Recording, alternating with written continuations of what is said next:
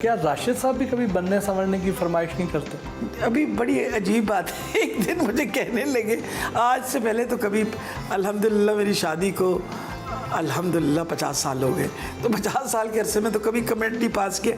तो अभी कुछ मेरा ख्याल है चंद माह पहले की बात है, मेरा ख्याल है दूसरा कि तीसरा दिन था, मैंने कोई सब्ज़ रंग का जोड़ा पहना, तुम बैठे हुए कुर्सी पे कहते हैं पिछले दिन 2-3 दिन तो तेनू है कोई बहुत ज़्यादा सब्ज़ जोड़े मिल गए ने बार बार। That was his only comment, वरना वो ऐसे ही मतलब इस तरह की कभी कमेंट नहीं उन्होंने पास किया। मतलब नेचुरली एज माय हस्बैंड वो चाहते हैं कि भाई अच्छे कपड़े पहनूँ, अच्छी सब वो साफ़ सुथरा इंसान को, लेकिन वो खुद भी इस तरह की बड़ी सादे तबीयत के। किसी फंक्शन में जाना हो तो आमतौर पे बेटियां जो हैं वो माओ के पीछे पड़ी होती हैं कि नहीं ये करें, ये पहने, इस तरह का ड्रेसअप हो, ये मेकअप करें, ये तो वो भी नहीं कहती? नहीं, कोई भी नहीं कहता। कभी कभी मेरी दरमियानी बहू या बड़ी बहू कह लेती है कि अम्मा आज खुदा के लिए कोई रंग ही पहन लीजिए, कम से कम सफ़ेद कपड़े तो ना पहनिए। मतलब ठीक है, देखिए मैं बिल्कुल फ़ैशन के मुखालिफ नहीं हूँ। जिन लोगों को शौक़ है और अच्छी बन सवर के बच्चियाँ अच्छी लगती हैं, बहुत अच्छी लगती हैं, पर मेरा ख्याल है शायद मैंने ज़िंदगी में मेरे पास कुछ इतना अफरा तफरी मची रही। जब मैं पाकिस्तान मेडिकल एसोसिएशन मैंने ज्वाइन किया, आई एम टॉकिंग अबाउट 1988, सारा दिन मर्दों के अंदर फिरना पड़ता था, तो फिर मैं कहती थी कि बंदा जितना सादा लिबास हो उतना बेहतर रहता है। म्यूज़िक से कितना लगाव है? अच्छा लगता है। मेरे फेवरेट सिंगर्स में से अमानत अली, मुझे तो उस्ताद अमानत अली बहुत अच्छे लगते थे। कौन सी गज़ल ज़्यादा अच्छी लगती? इंशा जी उठो अब कूच करो। वो बस मसला ये होता है कि मेरा ख्याल गज़ल के बारे में बहुत कम लोग, पर मेरी वालदा जो थी उनको बहुत शौक़ था, वो ख़ुद भी गाना बहुत अच्छा करती थी और उनको गज़लों का बहुत शौक़ था, इसलिए बचपन में आपने जो देखा हो उसका असर रह जाता है।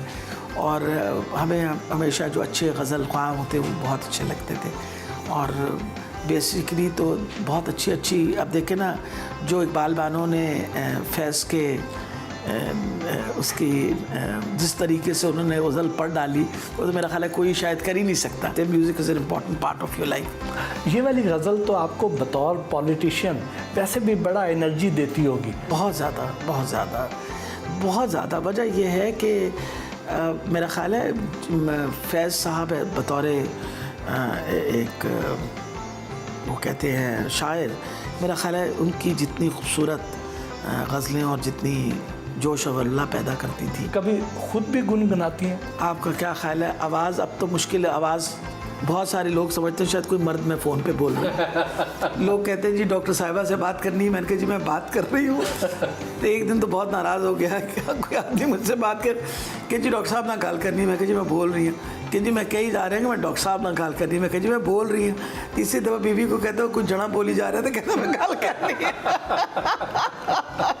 फिर तो आप अमानत अली की गज़ल ज़्यादा अच्छी गा सकेंगे। मेरा ख्याल है अमानत अली की गज़लें मुश्किल तरीन गज़लें, जो गाने वाले जो गायक हैं उनसे कभी पूछा करें कि अमानत अली की गज़ल गाना कितना मुश्किल काम है। नहीं, एक दो बोल तो वैसे सुना सकते? नहीं बिल्कुल नहीं। 2-3 शेर उसके? मेरा ख्याल है कि कोई इस तरह शेर मुझे तो याद नहीं है, लेकिन एक जो शेर मुझे बहुत दिल को लगता है वो तो है पंजाबी का जी। वो कहते हैं जी कुछ उंज भी रावां औखियां सन, कुछ गल विच खामदा तौक भी सी, कोई शायद लोग भी जालिम सन, कोई सानू मरण दा शौक सी। ये हमारी ज़िंदगी है, इसको मैं अपनी ज़िंदगी कहती हूँ कि इंसान हर वक्त इसी काम में लगा रहता है। फिल्में किस किस्म की अच्छी लगती हैं? Science fiction. मेरा ख्याल है जितनी मैं साइंस फिक्शन एंजॉय करती हूँ शायद ही कोई और फिल्म एंजॉय करती हूँ। देखने का टाइम मिल जाता है? निकालती हूँ टाइम, मैं शौक़ से देखती हूँ। वजह यह है कि अगर कोई नई फिल्म आए जो पर्टिकुलरली जैसे टर्मिनेटर की सारी सीरीज़, स्टार ट्रैक की, फिर उसके बाद स्टार वॉर्स की, कोई सीरीज़ नहीं मैंने छोड़ी, because I enjoy those movies, is world of fantasy. लेकिन आज अगर आप देखिए, मुझे अभी तक याद है मैं जब बचपन में कॉमिक्स पढ़ा करती थी, तो उस कॉमिक में था क्या रॉकेट टू द मून और 8000 leagues under the sea, Julius Verne की कहानियाँ थी, और वो देखें वो सच साबित हुई। कहाँ आप चांद के ऊपर भी पहुँच गए, और कहाँ जूलियस वर्न जो है, अभी वो डैन ब्राउन की ओरिजिन है, तो उसके अंदर किताब में ये लिखा हुआ है कि किस तरह इंसान जो हैं उनके अंदर मशीनें जो हैं वो शामिल होने शुरू हो जाएंगी और आधी मशीन और आधा इंसान रह जाएगा। तो वक्त आ गया है उसी तरीका। देखिए ना, अव्वल तो हाथ में वो जो हम लोगों ने उठा रखा होता है मोबाइल, आजकल लगता है कि वो आपकी हाथ की एक्सटेंशन। अब देखें पेस मेकर्स हैं हार्ट के अंदर रखने के लिए, सारा this is a part of it. Prosthetic limbs है, मेरे अपने 2 घुटने जो हैं वो दोनों प्रोस्थेटिक्स हैं, बिकॉज मेरी अपना ट्रांसप्लांट हुआ हुआ है, नी ट्रांसप्लांट हुआ हुआ है। So gradually over the years evolution, वो चीज़ें जो आप साइंस फिक्शन में देखते थे, मुझे अभी तक याद है स्टार ट्रैक जब मैंने पहली दफ़े देखी थी, मैं 1966-67 की बात कर रही हूँ, तो उसके अंदर वो देखते थे कि वो स्काई के ऊपर एक दूसरे को देख। Now you see the sky is being done all the time. आप अपने बच्चों के साथ, बच्चे अमेरिका में बैठे हुए, आप यहाँ बात कर रहे हैं, इंग्लैंड में बैठे हुए यहाँ बात कर रहे हैं, तो देखें ना दुनिया कहाँ से कहाँ पहुँच गई। तो मैं साइंस फिक्शन हमेशा मेरी इंटरेस्ट रहा। गवर्नमेंट सर्विस से रिटायर हुई तो सियासत में आ गई, सियासत से रिटायर होंगी तो कहाँ जाएंगी? अल्लाह के पास। उससे पहले रिटायरमेंट नहीं लेंगी? देखिए, जब तक तो अल्लाह ताला ने सेहत और ज़िंदगी दी तब तक, क्योंकि मैं देखिए एक बात में यकीन करती हूँ, अल्लाह ने आपको दुनिया पे किसी काम के लिए भेजा है और किसी मकसद के लिए भेजा है। जब तक सेहत इजाज़त देगी, खिदमत खल्क मेरी अपनी, और मैं सियासत को इसको खिदमत खल्क समझती हूँ। लॉरियों और खाने पीने का शौक़ ना हो? आपको क्या लगता है मेरी सेहत से मुझे खाने पीने का शौक़ नहीं है? बहुत शौकीन हूँ खाने की। सिलेक्टिव है? नहीं, नॉट सिलेक्टिव, आई एंजॉय। देखिए, सबसे बड़ी ये बात है कि मैं बहुत सारी चीज़ें, पाए मैं एंजॉय करती हूँ, उसके बाद मैं क्या कहते हैं, कुन्ना मैं एंजॉय करती हूँ, हरीसा मैं एंजॉय करती हूँ। तो ये सारे वो जो बहुत ज़्यादा मुरगन किस्म की ग़ज़ाएँ वो अच्छी लगती हैं, बहुत अच्छी लगती हैं।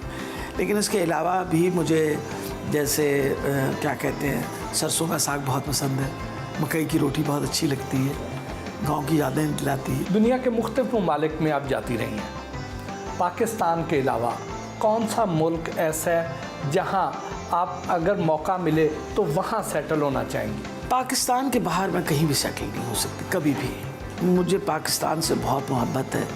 ज़िंदगी में बेशतर मौके मिले कि मैं पाकिस्तान छोड़ के जाऊँ, बहुत दफ़ा ऑफ़र हुआ, आई वॉज इंटरेस्टेड। मुझे पाकिस्तान से, मैं को 20 दिन बाहर रहती हूँ तो मेरा दिल परेशान होना शुरू हो जाता है। जब मैं इंग्लैंड पढ़ने के लिए गई तो मैंने वो जो 1.5-2 साल थे वो बड़ी मुश्किलों से गुजारे। मैं वहाँ तब भी हर दूसरे तीसरे महीने वापस आ जाती थी, और मैं सोचती हूँ कि मेरे मुल्क से ज़्यादा खूबसूरत मुल्क भी कोई नहीं है। और मैंने मुल्क का चप्पा चप्पा देखा हुआ है, स्कर्दू हुआ, गिलगित हुआ, हुंजा हुआ, इनसे ज़्यादा खूबसूरत कोई इलाके हैं। और मैंने तो पैदल चल के बेस कैंप ऑफ K2 में 2 दफ़ा फिर के आई हुई हूँ।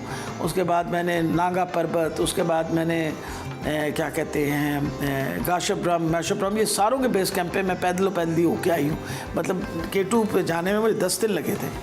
But I have gone to all those places. मैं तो, मुझे अगर कभी कहीं सेटल होने का दिल करे तो मैं चाहूँगी मैं स्कर्दू में जाकर सेटल हो जाऊँ। क्या आप भी स्विमिंग करती हैं? जी बिल्कुल, रेगुलरली। आजकल ज़रा पानी ठंडा हुआ है, लेकिन अब हीट अप हो जाएगा तो फिर इंशाल्लाह रेगुलर स्विमिंग करना शुरू कर देंगे। खेलों से आप भी जुड़ी हुई हैं? उस दिन मैंने अपने नवासे को टेबल टेनिस में उसकी पिटाई की थी, तो गेम आ रहा था, तो उसको मैंने कहा था जाओ आप कॉलेज जाके बता के आना कि 69 साल की नानी उससे मैं हार के आया हूँ।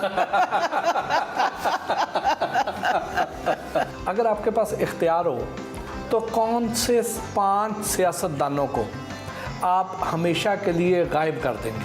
मेरा ख्याल है कि अल्लाह ने मेरी ख्वाहिश काफ़ी हद तक तो पूरी कर ही दी है। मुझे मज़ीद करने की ज़रूरत नहीं है, इस वजह से कि जिन लोगों ने पाकिस्तान को कभी भी नुकसान पहुंचाया और पाकिस्तान के अवाम को कभी नुकसान पहुंचाया, वो ना ही हो तो बेहतर है। मसलन आप देखें ना, कितने अफसोस की बात है। अब अगर आप जरदारी साहब को देखें, पीपल पार्टी कहाँ थी? आप एक कश्ती में हो जी, और कश्ती खुदा न खास्ता डूब रही हो, और आपके पास 2 लाइफ जैकेट्स हों, एक आप खुद ले लेंगी और एक आप इनमें से किसको देंगी? जी, आसिफ अली जरदारी, मरियम नवाज शरीफ, शहबाज शरीफ, मौलाना फजलुर रहमान और वसीम अख्तर। बल तो अल्लाह ताला ऐसा वक्त कभी ना लाए कि मैं उस कश्ती में हूँ जहाँ ये सारे सवार हों। बड़ी वैसी ख़तरनाक किस्म की कश्ती होगी जहाँ ये सारे सवार हों। इम्पॉर्टेंट ये मैं करूँगी, दोनों लाइफ जैकेट्स उनको दे दूंगी कि तुम आपस में लड़ो, खुद मैं छलांग मार के स्विमिंग करके चले जाऊंगी। इनमें से किस सियासतदान को क्या मशवरा देना चाहेंगी? शेख रशीद। मेरा ख्याल है मशवरे सुनते नहीं है किसी के, तो मेरा क्या फ़ायदा है, जो इंसान ना मशवरा सुने उसको क्या मैं मशवरा दूँ। जरताज गुल। मेरा ख्याल जरताज को ज़्यादा मेहनत एनवायरनमेंट के मिनिस्ट्री में उसको मिली हुई है, बहुत इम्पॉर्टेंट मिनिस्ट्री है और इस पर मज़ीद बहुत अच्छा भी काम कर रही हैं, मज़ीद इस पर अपना काम बढ़ाएं क्योंकि एनवायरनमेंट से सबसे ज़्यादा असर जो है वो पाकिस्तान पे होगा। We will the 8th country who's going to suffer because of climate change. Murad Saeed.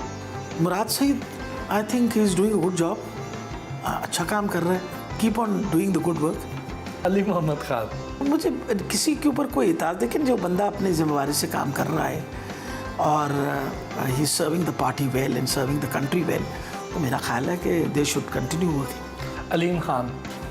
Aleem Khan साहब जो हैं वो has been working very hard for the party.